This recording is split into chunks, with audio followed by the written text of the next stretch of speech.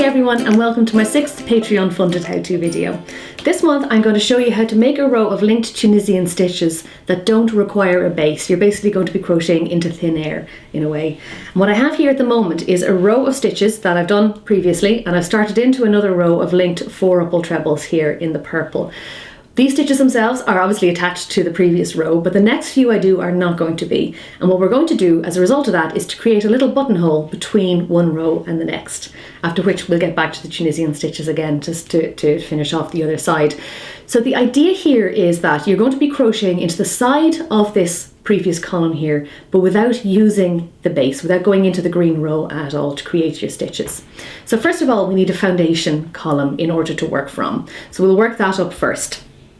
So we've got our linked 4-ruple trebles here, of course, which means we need to pick up 4 loops along the length of the work. So that's 1, 2, 3, and 4. And as normal, we're actually just going to find on this very, very last column here, we're going to find the very next stitch there in the base of the green work. We're going to work into that, yarn over and draw through. So suspiciously like anything we've ever done before so far. But this is where things change a little bit.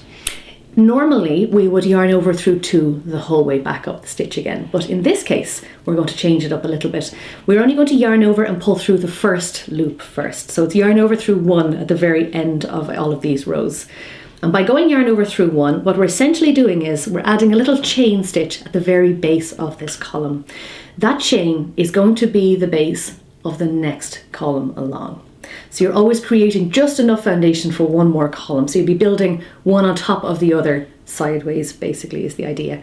At this point, once you have that yarn over through 1 complete, we return to normal again. So we're going to yarn over through 2 the whole way back up. So yarn over through 2 all the way back to the 1 loop at the top. And that is the foundation stitch complete. So you have got your entire loop structure there still intact, but you also have a chain at the bottom, which is going to be the base of the column we're just about to embark on now. So we'll get straight into that. So we pick up our 4 loops again. 1, 2, 3, and 4.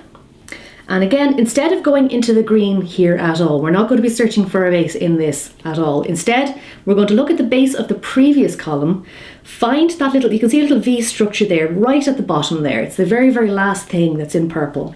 Pick up the loop that's easiest to pick up. Now you can pick up anything as long as you keep it consistent, but I find that the loop that's uppermost there is the easiest one and it gives the nicest effect. So push your hook straight into that, yarn over and draw through 1. So that's hook into base, yarn over and pull through. So instead of working into the green, we've worked into the side of the previous column instead. Same number of loops we end up with, same structure entirely, it's just where the hook went at the bottom that changes. So at this point, we need to establish the chain for the foundation for the next column along as well.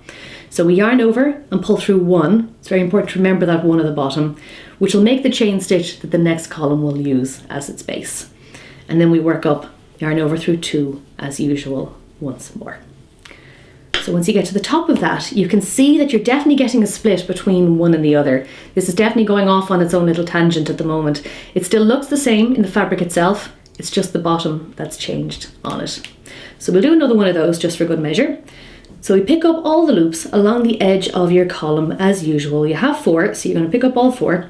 And then you find the loop at the bottom of this. Now, if you have trouble finding this in general, your best bet is, when you're creating the stitch itself, to yarn over through 1 at the base as usual, and then just put a stitch marker in that chain so you don't lose it on the next row. So as I did there now, I'll just repeat that just to be sure. We're coming down the stitch and now we have to find the loop at the bottom to use as our base. So it's quite a nice big loose loop here. I'm going to hook into that, yarn over and draw through. And that's hook into base as usual. So you've ended up with the max number of loops as usual on this. Now it's yarn over through 1 at the bottom and then yarn over through 2 the whole way back up. Now, if you've done traditional Tunisian before, this should seem like second nature to you.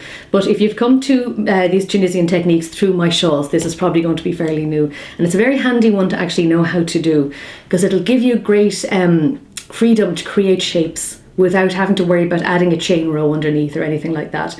So if you're creating something that requires a a flap over of a bag, or say the sleeve of a top or something like that, you don't need to have anything underneath. You can simply work your way out to create whatever shape you need on it.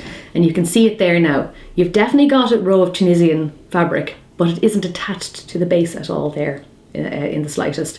And you can see how that is going to become the buttonhole that we need. So at this point, we're going to reconnect it to the base of our fabric here. And we're going to have a small little buttonhole in the middle. So at this point, it's basically returning to form again. So we're going to pick up our 4 loops all the way down our stitch. 1, 2, 3, and 4. And since we created 2 columns in total that are independent of the base here, we're going to skip 2 stitches along on the base and work into the 3rd one available.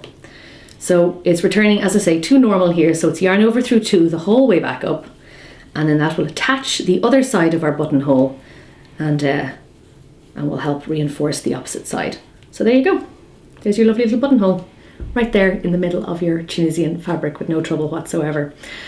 So this technique, as I said, is a very handy one, so I hope you do give it a go, and I hope you let me know either in the comments below or over on my Patreon page to let me know how you get on with it. And remember, videos like this are only possible with your help, so please do visit my Patreon page and consider making a pledge. Thanks a million for watching. See you next month.